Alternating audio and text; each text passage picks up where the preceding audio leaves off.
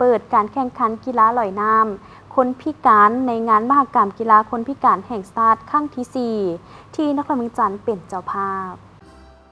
ในวันที่ 15 ธันวาคม 2025 ที่สระลอยน้ำสนามกีฬาแห่งชาติหลัก 16 นครหลวงจันทร์ได้มีการเปิดอย่างเป็นทางการในการแข่งขันกีฬาลอยน้ำคนพิการงานมหกรรมกีฬาคนพิการแห่งชาติครั้งที่ 4 ที่นครหลวงจันทร์เป็นเจ้าภาพเข้าร่วมเป็นประธานโดยท่านพรวิไลหลวงคำหาน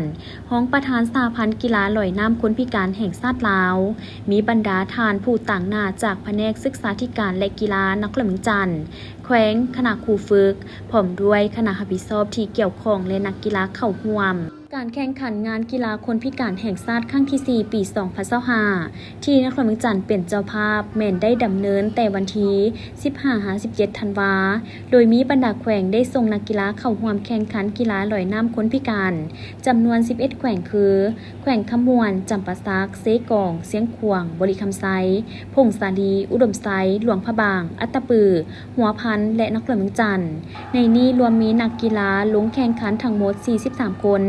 ยิง 11 คนได้กำหนดการแข่ง 41 รายการมี 41 เหรียญคำเหรียญเงินและเหรียญทองส่วนการแข่งขันประกอบมีระยะทาง 50 เมตร 100 เมตร 200 เมตร และ 400 เมตรรูปแบบลักษณะของการลอยประกอบมี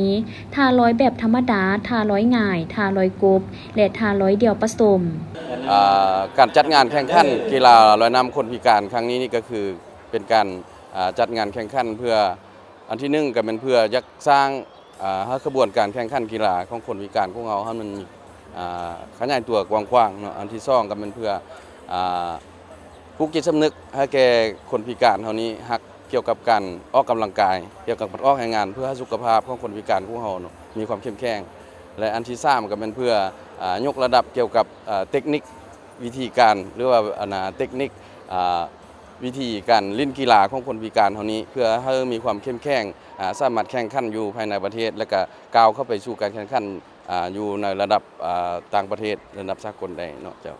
การแข่งขันประเภทกีฬาลอยน้ำของคนพิการในงานมหกรรมกีฬาคนพิการแห่งชาติครั้งที่ 4 ปี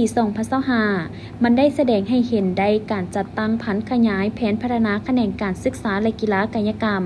เฉพาะคนพิการอย่างเป็นขบวนฝุดฟื้นและกว้างขวางแต่ศูนย์กลางลงฮอดท้องถิ่นพร้อมทั้งยังสามารถสร้างชื่อเสียงให้บรรดาแขวงเป็นตัวแทนภาคพื้นอนุภาคพื้นและสากลตื่มอีก